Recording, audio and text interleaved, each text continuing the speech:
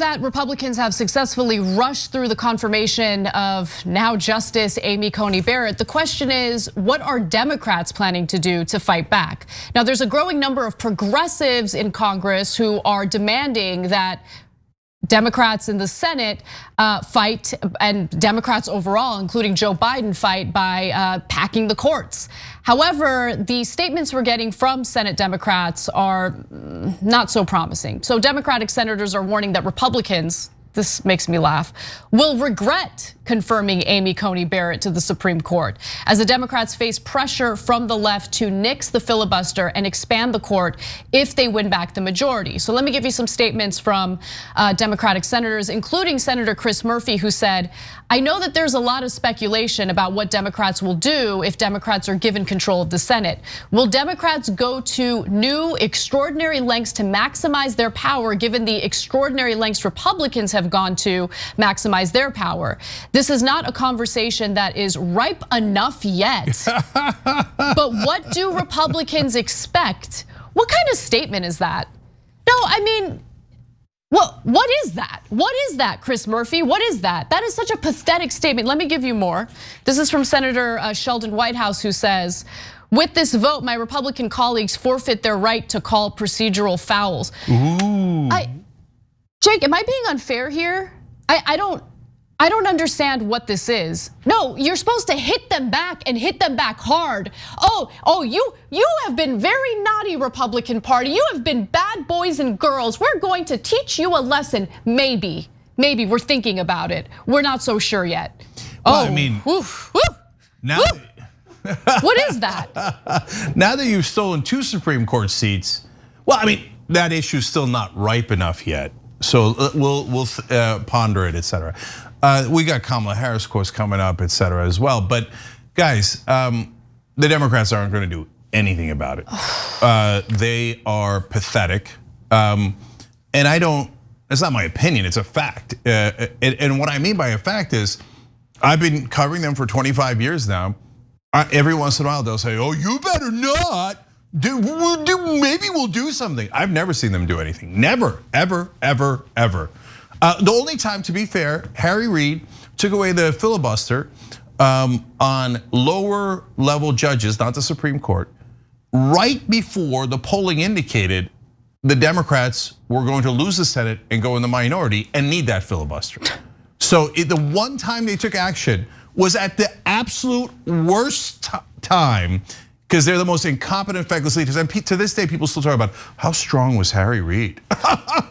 And they're enabled by their fluffers in Washington, D.C., the mainstream media. They're like, "Oh, you guys are master legislators. The ways that you are thinking about maybe striking back in a decade or so and maybe not, but that's really got to strike fear in the hearts of the Republicans." Look, I like Whitehouse because he cares about getting money out of politics. But even that quote by him, such a weak sauce. "Oh, you're not allowed to call procedural foul calls anymore." Hey, and look, I'm trying really hard not to call people stupid, but okay, let's put it this way. Do you have vision problems? Like, can you not see? They have run roughshod over every rule, every law, every piece of etiquette, every procedure, and you're still debating foul calls?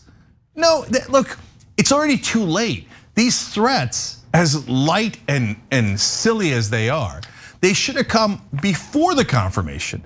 After the conversation, the time for talk is over. From now on, the Democrats, if they win this Senate, as the polling indicates they will, just do it.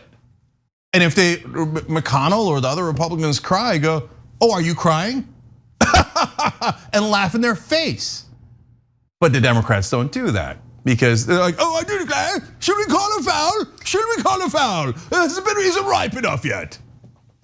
They're not going to do anything, zero. The chance of expanding the court, and then we got good progressives fighting for it, and I love them, but the chances are 0%. I mean, Biden certainly has not signed on to that. He's completely non-committal to that idea. No, Anna, let's be fair. He wants to put together a bipartisan commission. Yeah, the Republicans are going to agree to expand the court after they just packed the court full of Republicans. You know, the last 6 out of 7 races, presidential races, the Democrats have won the popular vote. The last 6 out of 9 justices have been picked by the Republicans. If we had Democratic leadership like AOC, who's demanding that the Democrats pack the court, it would be a whole different ballgame, but unfortunately that's not the world we live in. So let me read you some more statements from the feckless Democrats in the Senate, including Minority Leader Chuck Schumer, who says the Republican majority is lighting its credibility on fire. Oh, I'm sure they're very concerned about that. Yeah, wow. Okay, sure. The next time the American people give Democrats a majority in this chamber, you will have forfeited the right to tell us how to run that majority. My colleagues may regret this for a lot longer than they think. They won't regret a thing. No, they won't, because they understand power. That's the difference between Republicans and Democrats in Congress. Republicans understand and wield their power. Democrats keep playing this game of, oh, well, if you don't do what we want you to do, we are gonna call you hypocrites. But okay. I hope they send a strongly worded letter. How is that gonna hurt them? How would calling them hypocrites hurt them? What Republicans have done here is they have given their base exactly what their voters want. They have given their voters what they want. This is the kind of stuff that they're gonna campaign on, and they're gonna campaign on it successfully. Because again, they understand power and they use it to their advantage. Whereas Democrats are like, tisk tisk, bad boys and girls, we do not agree with what you're doing. We're gonna call you bad, very, very bad and naughty. And then you have, to your point, Cenk, the media.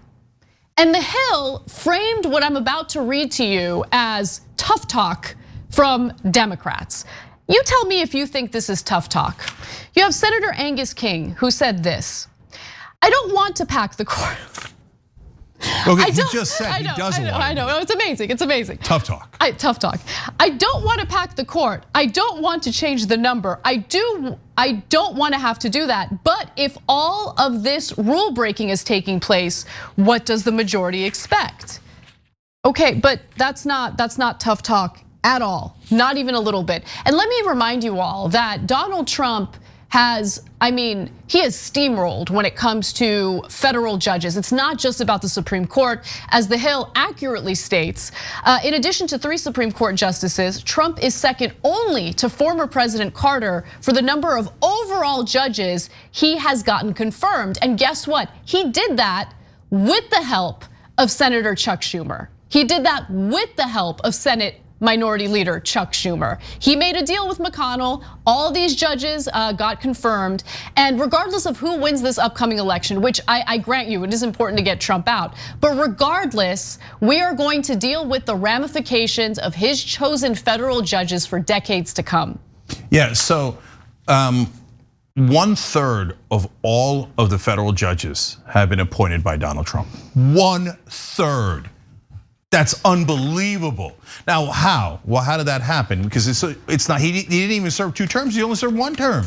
That's because McConnell blocked all of Obama's judges near the end of his term. The last couple of years, he just stopped everything in its tracks by doing every legislative maneuver that he could and every technical maneuver that he could.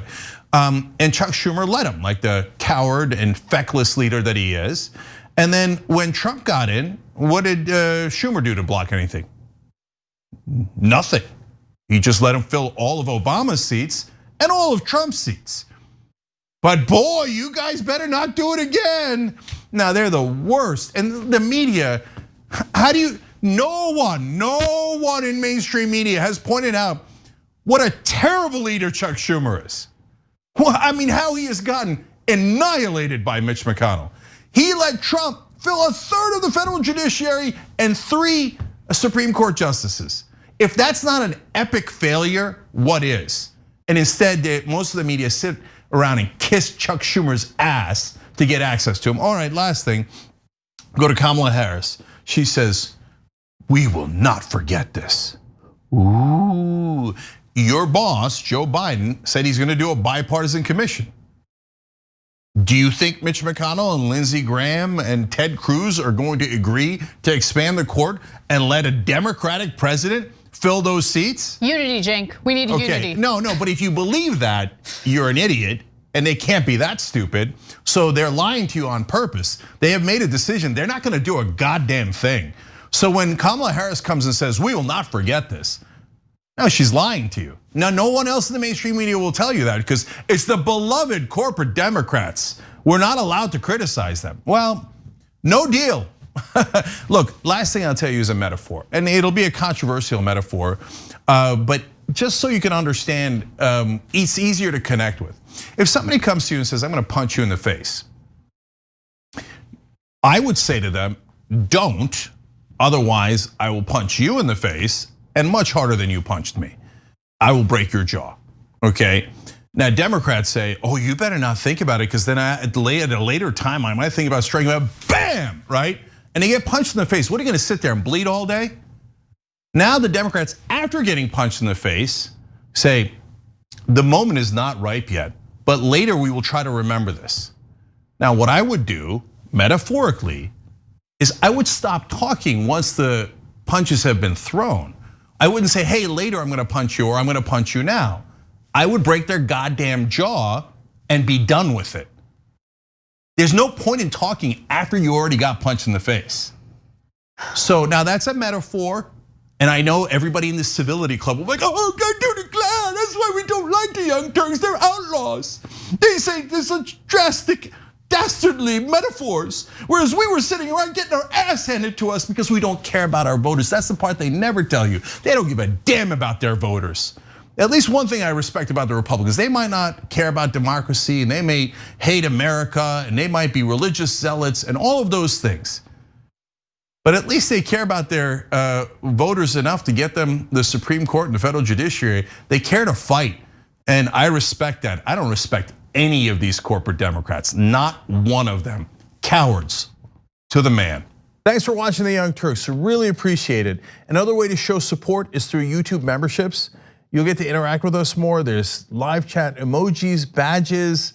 You've got emojis of me, Anna, John, JR. So those are super fun. But you also get playback of our exclusive member-only shows and specials right after they air. So all of that, all you gotta do is click that join button right underneath the video. Thank you.